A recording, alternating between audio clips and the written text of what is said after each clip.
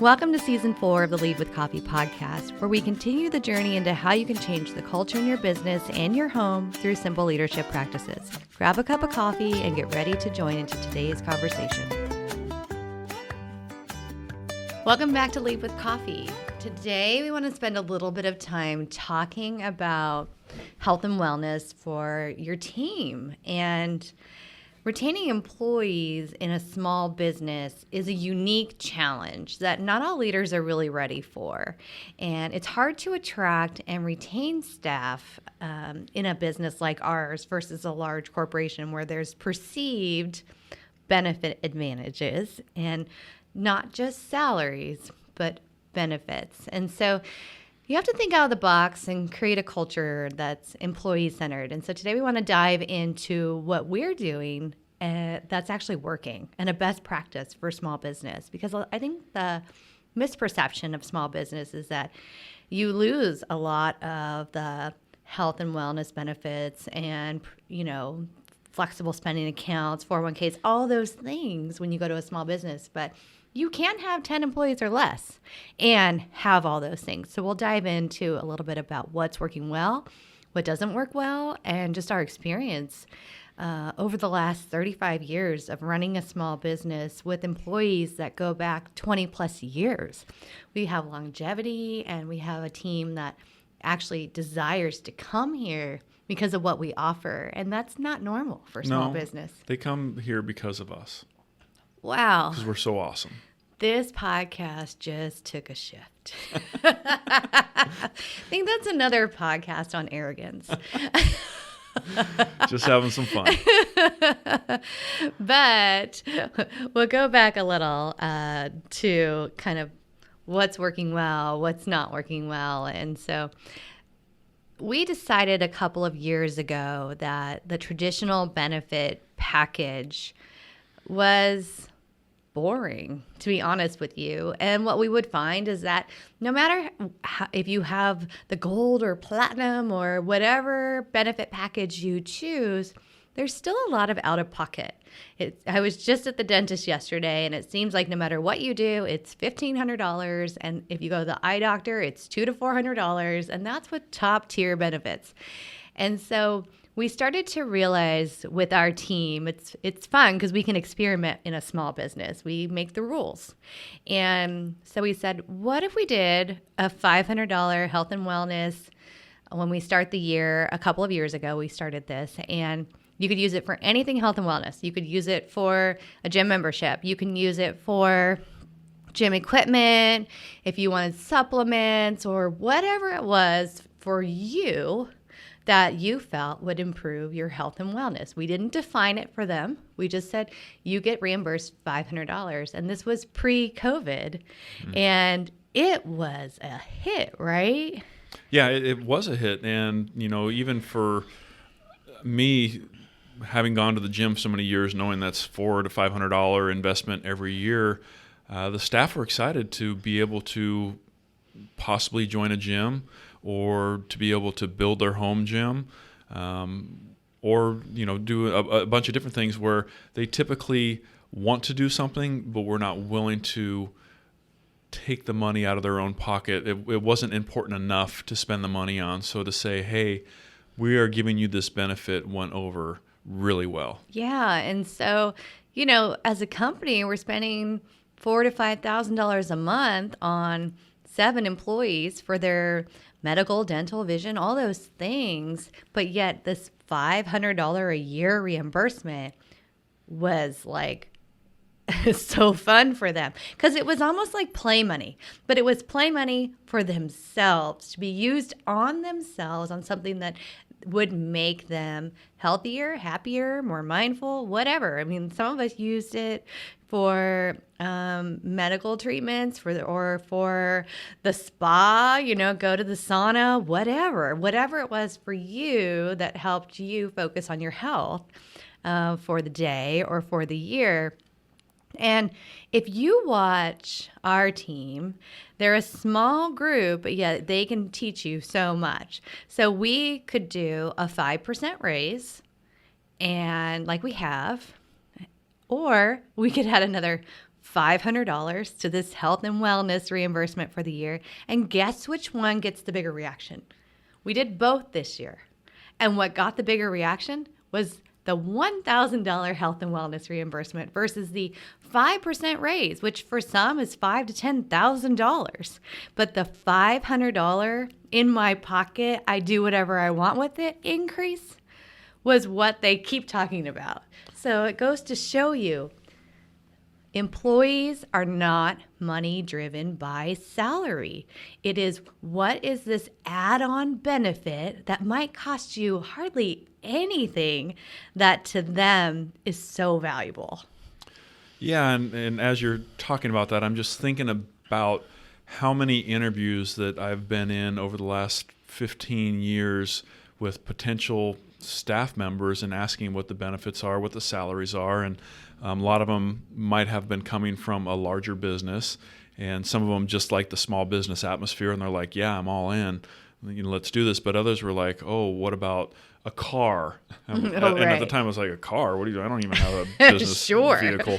But a high salary car and all these things that we didn't offer. We've always had really good health benefits. We've always had the top-notch health benefits, but it was the other things that we just did not have or offer that could have probably landed us some really good staff at the time. And I think of the package of what we offer now with all these added benefits. And not only that, but the culture that we build the business around, where people want to be here anyways because that's just the culture that we've created. But you throw on top of it, and let me stop there, because the culture that allows people to feel comfortable and have fun and enjoy their work makes a huge difference. And when it comes to health and wellness, if you are working at a business where you're not treated well, you're not treated fairly, or it's not even that you're not treated well or fairly, it's just like you're another number, you're not important. It says a lot. And because those things are important to us, the health and wellness of our staff, I would say, are elevated because they know we care and that they're going to be taken care of. And so you add these extra little things, this health and wellness, $1,000, that's just above and beyond. And that's why they were ecstatic, because again, gym membership is, could be $400 or $500. And a couple years ago, that's their $500 for the year. And now it's like, oh, I can do that, and I can do something else too, whether it be a spa or, cryo treatment or anything that helps mind, body, and spirit. And so I really believe in it, and just seeing the reactions from everybody this year was pretty incredible. Yeah, I remember coming up with it with Sandy in our office, and I said, how do we add something to our benefit package that's not going to add thousands and thousands of dollars onto our annual bill? And so we were like, what if we just gave everybody $500 for reimbursement? I think it came from being annoyed at how much out of pocket it was for glasses. Yeah. And we had already done flexible spending account, and everyone would do either like 3/4 of the max of that and use that during the year and this. And so I remember coming to you and your dad and saying like, hey, I want to give this a shot. Let's see if people use it, because we were doing educational reimbursement for $500 and nobody was using it. Right. So it was like, if the signs are showing you this is a benefit they're not using, can we shift the money and see if there's traction on it? And immediate traction, right? And they instantly loved it. And so that's when that's part of when you're looking at health and wellness and benefits as a whole for your employees. If they're not using it, then shift it. Don't just keep saying, we have this amazing package with 95 options and they use 5, right? It's like, it's perceived benefit versus a real benefit to them.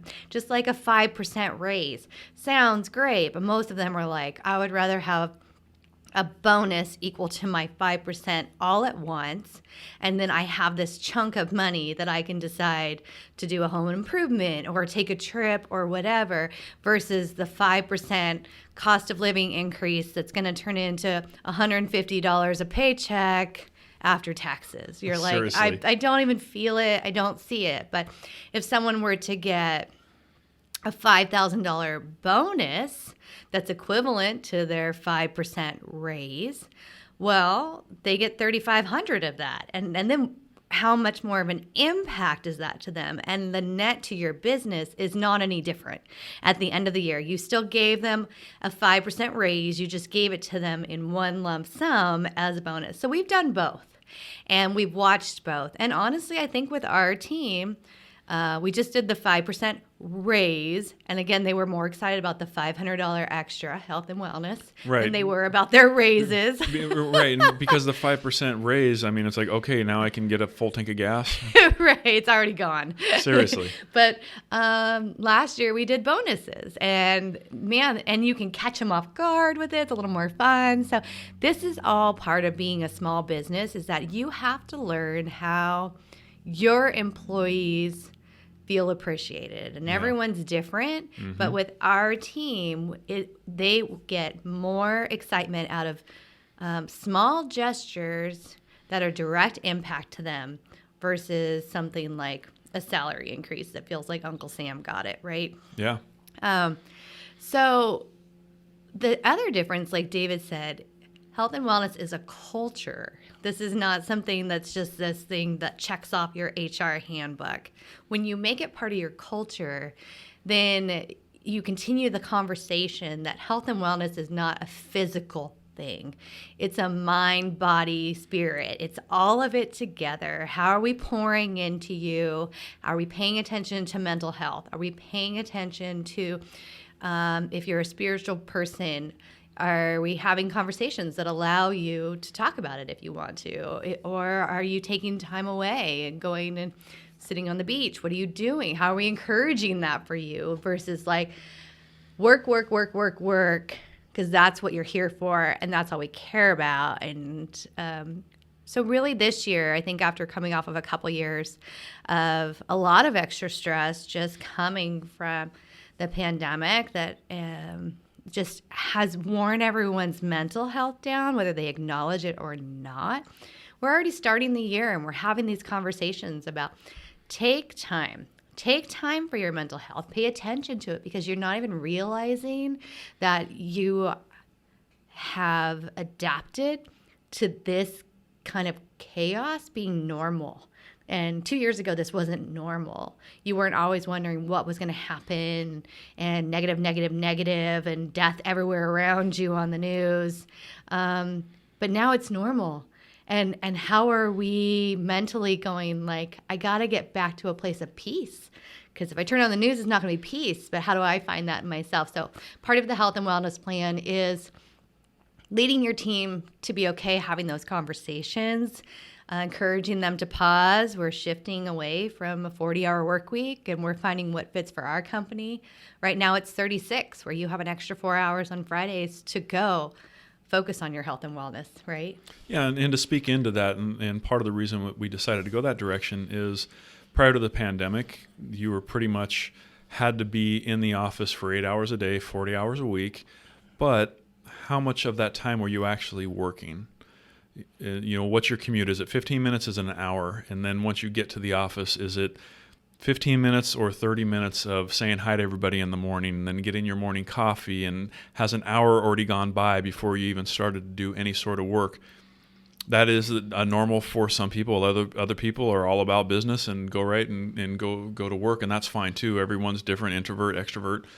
But what we've noticed is we are back in the office. We have been back in the office for a while. We took a little break over these last few weeks because of it was the right thing to do.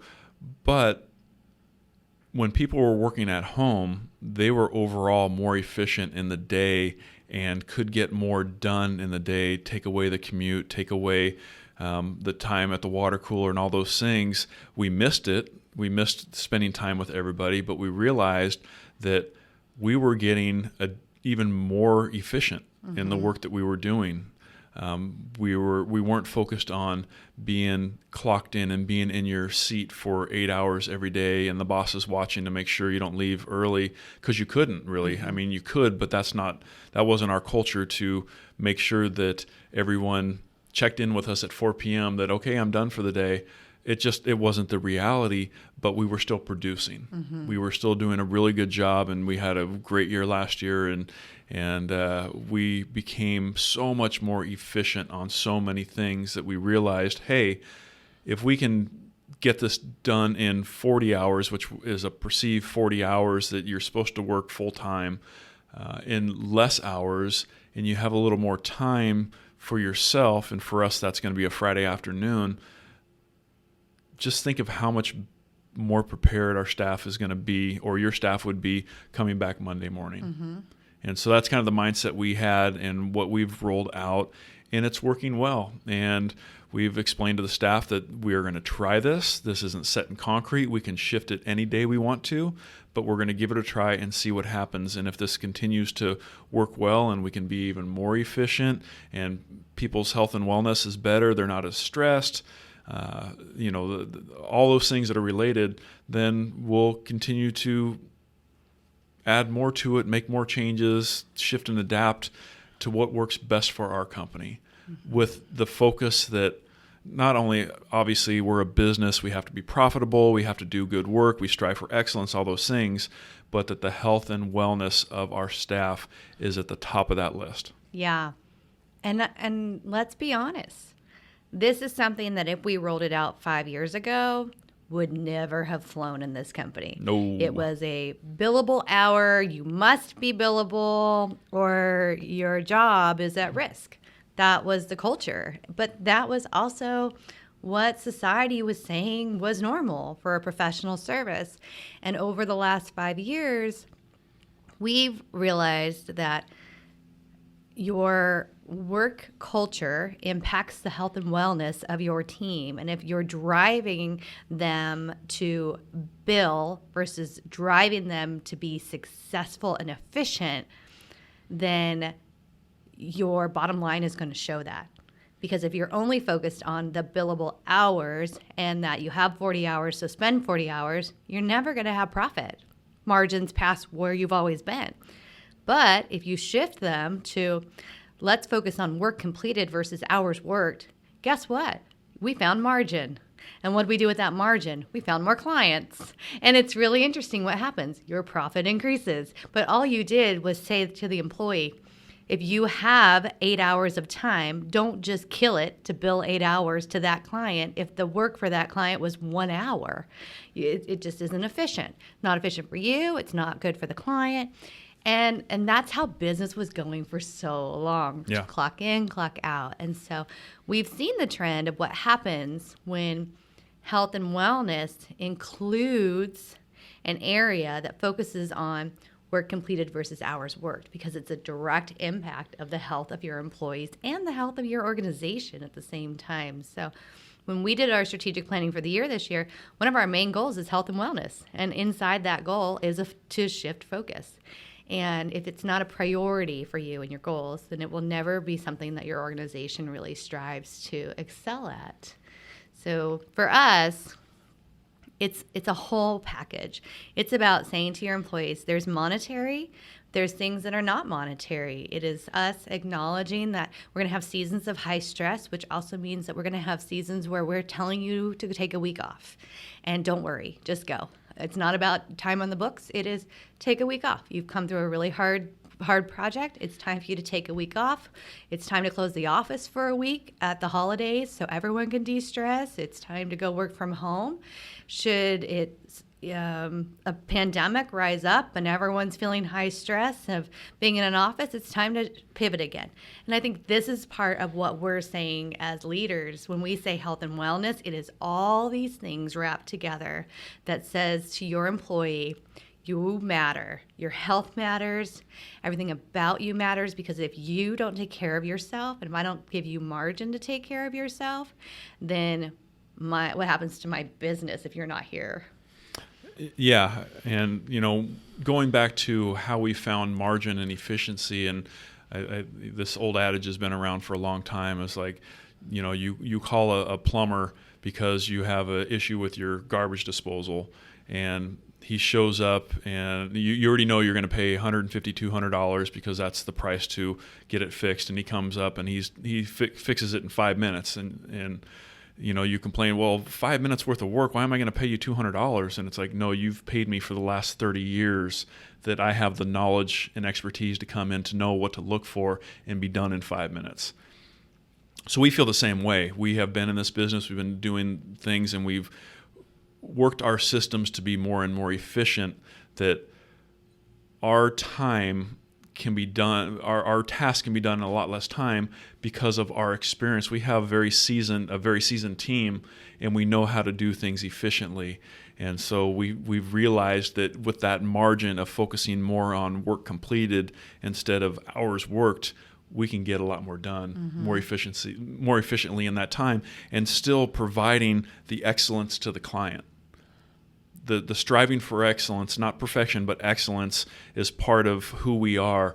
And if you are able to realize that because you have the experience and the team to do it, man, there's just so much more you can accomplish with the team you have, or with the experience that you have behind your belt. So we're excited to roll this out more this year. Probably in a couple podcasts from now, we'll share the framework of how we're making the decision of what works for our small business as a professional service, to really focus on what makes sense for this team, for amount of hours. But it's a fun journey. It's a fun trial to really say, this isn't about working more hours and less days. This is about what makes sense for our company to serve our clients well and focus on the health and well-being of our team outside of the normal framework of business of 5 8-hour days. And so for us, same pay, less hours for a majority of the season. And then those seasons when we have a lot of projects going on, we know that it's all hands on deck, and you might be working 50, 60-hour weeks for 2 or 3 weeks, but you're going to know that you're going to revert back to this time where we take half days on Fridays, and that is for you to regroup, recenter, and ease into your weekend without work being the only thing that is driven into your brain. And so as a company, health and wellness should be something that if you have the ability to control your package, or if you have influence, try some of these tools, because these small little cash pieces are going to go a lot further than large raises. I guarantee you, because I'm watching it firsthand. We appreciate that you decided to hang out and spend some time with us discussing life and leadership. It would mean the world to us if you would share this episode on social media to increase our online presence. If you enjoyed the episode, please take a minute to rate it and review it wherever you listen. Mahalo!